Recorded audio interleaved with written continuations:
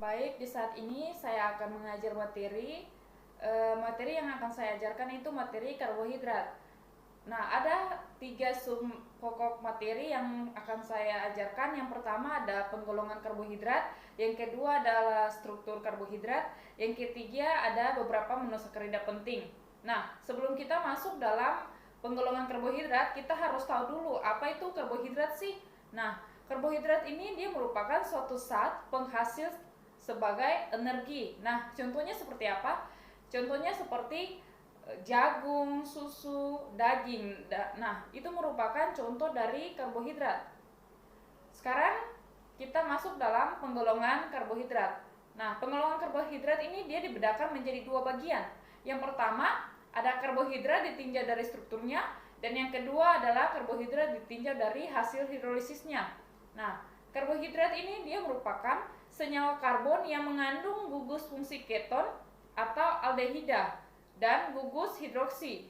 Nah, ditinjau dari gugus fungsi yang diikat, karbohidrat ini dia dikelompokkan menjadi 2 bagian. Yang pertama ada aldosa, yang kedua ketosa. Nah, aldosa ini dia merupakan karbohidrat yang mengikat gugus fungsi aldehida, sedangkan ketosa ini merupakan karbohidrat yang mengikat gugus fungsi keton. Atom karbon yang menyusun karbohidrat dapat bervariasi. Nah, berdasarkan jumlah atom karbon yang menyusunnya, karbohidrat ini dia dikelompokkan menjadi 4 bagian. Yang pertama ada triosa, yang kedua ada tetrosa, yang ketiga ada pentosa, dan yang keempat adalah heksosa. Nah, triosa ini dia merupakan karbohidrat yang tersusun dari 3 atom karbon. Contohnya gliseraldehida. Nah, yang kedua ini tetrosa. Tetrosa ini dia merupakan karbohidrat yang tersusun dari 4 atom karbon. Contohnya eritrosa. Yang ketiga pentosa. Nah, pentosa ini dia merupakan karbohidrat yang tersusun dari 5 atom karbon. Contohnya ribose. Yang terakhir heksosa. Nah, heksosa ini dia merupakan karbohidrat yang terdiri dari 6 atom karbon. Contohnya glukosa dan fruktosa. Nah, suatu karbon yang tersusun dari 3 atom karbon dan mengikat gugus fungsi aldehida disebut sebagai aldotriosa. Nah, karbohidrat yang tersusun dari 6 atom karbon dari gugus fungsinya disebut sebagai ketoheksosa. Sekarang kita masuk dalam karbohidrat ditinjau dari hasil hidrolisisnya. Nah, karbohidrat di alam ini dia umumnya merupakan suatu polimer, meskipun ada juga karbohidrat yang sederhana. Nah, seperti tadi Ibu sudah menjelaskan, contohnya seperti jagung, susu, itu contoh karbohidrat yang sederhana. Nah, karbohidrat ini juga dia dapat dikelompokkan berdasarkan hasil hidrolisisnya atau peruraiannya. Nah, pengelompokannya ada 4. Yang pertama ada monosakarida, yang kedua ada disakarida, yang ketiga ada oligosakarida, dan yang keempat ada polisakarida. Nah, monosakarida ini dia merupakan karbohidrat yang tidak dapat dihidrolisis menjadi molekul karbohidrat yang lebih sederhana lagi. Sedangkan disakarida ini dia merupakan karbohidrat yang jika dihidrolisis dia terurai menjadi 2 molekul monosakarida. Yang ketiga itu oligosakarida, yaitu karbohidrat yang jika dihidrolisis akan terurai menghasilkan 3-10 monosakarida. Dan yang terakhir polisakarida. Nah, polisakarida ini dia merupakan karbohidrat yang jika dihidrolisis akan terurai menjadi banyak molekul monosakarida. Sekarang kita masuk pada submateri yang kedua, yaitu struktur karbohidrat. Nah, yang pertama ada monosakarida. Nah, struktur monosakarida dapat digambarkan dalam bentuk rantai terbuka atau konformasi Fischer dan dalam bentuk tertutup atau konformasi Haworth. Nah, berikut ini adalah struktur dari rantai terbuka atau konformasi Fischer. Ini strukturnya. Nah, struktur Fischer dia dapat diubah menjadi struktur Haworth dengan menggunakan molekul.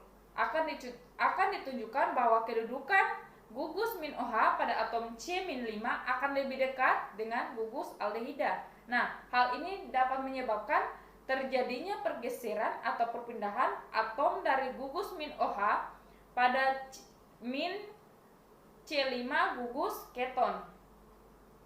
Yang berikut kita masuk dalam keisomeran geometri.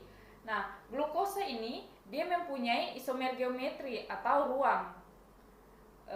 Disebabkan karena cincin atom karbon tersebut dia membentuk bidang sehingga kedudukan gugus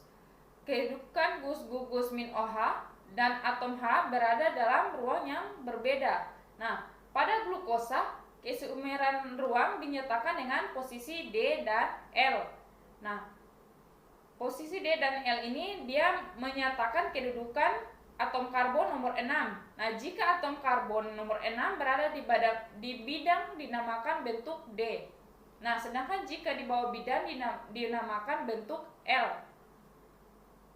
Nah, jika digambarkan dengan struktur Fischer, bentuk D adalah saat gugus min OH pada C-5 berada di kanan, bentuk L jika berada di kiri. Nah, selain itu dikenal isomer lagi yang didasarkan pada kedudukan gugus min OH pada atom C nomor 1. Nah, jika gugus min OH terletak di atas disebut kedudukan B, dan jika di bawah disebut kedudukan alfa L glukosa. Nah, ini adalah gambar dari contoh isomer geometri dari glukosa. Sekarang kita masuk dalam keisomeran optis. Nah, keisomeran optis ini dia merupakan keisomeran yang disebabkan perbedaan arah putar bidang polarisasi cahaya. Nah, cahaya ini dia pada dasarnya dianggap sebagai gelombang yang bergetar dengan bidang getar ke segala arah. Nah, jika cahaya itu dilewatkan ke dalam kaca nikol, maka setelah melewatinya cahaya tersebut akan mempunyai satu arah bidang yang disebut dengan terpolarisasi. Nah, jika cahaya tersebut terpolarisasi dilewatkan ke dalam larutan gula, bidang polarisasinya akan berputar atau berubah arah. Nah, saat yang dapat memutar arah bidang polarisasi cahaya ini disebut sebagai zat optis aktif. Nah, ini adalah gambar bagan dari alat polarimeter.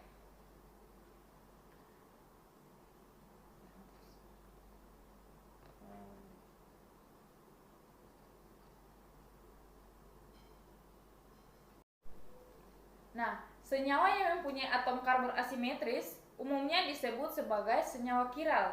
Nah, senyawa kiral itu dalam bahasa Latin itu pasangan kanan atau kiri, yaitu senyawa yang saling berpasangan di mana senyawa yang satu merupakan bayangan dari cermin senyawa lain. Nah, di dalam senyawa optis yang mengandung dua atom karbon asimetris atau lebih isomer dapat membentuk beberapa isomer optis. Nah, jumlah isomer optis ini dia dapat dibentuk adalah 2 di mana N adalah jumlah atom karbon asimetris. Nah, sebagai contoh, nah kalian bisa lihat pada gambar di samping ya. Berdasarkan senyawa di atas, senyawa A dan B dia merupakan enantiomer atau bayangan cermin, dan senyawa C dan D dia merupakan senyawa enantiomer juga. Nah, senyawa A, C, dan D dia merupakan diastereomer, serta senyawa B dan C atau D dia merupakan senyawa diastereomer juga. Nah, jika senyawa A ini dia dicampur dengan senyawa B dengan senyawa D dengan komposisi masing-masing 50%, akan didapat campuran racemat yang tidak bersifat optis aktif. Nah, berkaitan dengan hal tersebut, dikenal beberapa istilah penting dalam isomer optis ya. Yang pertama adalah enantiomer, yang kedua diastereomer, yang ketiga senyawa racemat, dan yang keempat senyawa meso. Nah, enantiomer ini dia merupakan dua senyawa di mana yang satu merupakan bayangan dari cermin, sedangkan yang lain jika diputar 150 derajat maka akan saling terhimpit satu sama lain. Yang kedua diastereomer. Nah, diastereomer ini dia merupakan dua senyawa sebagian merupakan bayangan cermin dan yang lainnya merupakan bukan bayangan cerminnya. Yang ketiga, senyawa rasemat. Nah, senyawa rasemat ini dia merupakan senyawa enantiomer yang bersifat oktis aktif. Nah, jika dicampurkan masing-masing 50% akan membentuk campuran yang tidak oktis aktif. Sedangkan senyawa meso dia merupakan senyawa yang mempunyai atom karbon chiral atau atom C asimetris. Tetapi tidak oktis aktif karena senyawa tersebut ini dia mempunyai bidang asimetris yang berarti bukan merupakan senyawa chiral. Nah, ini adalah contoh gambar dari senyawa meso ya.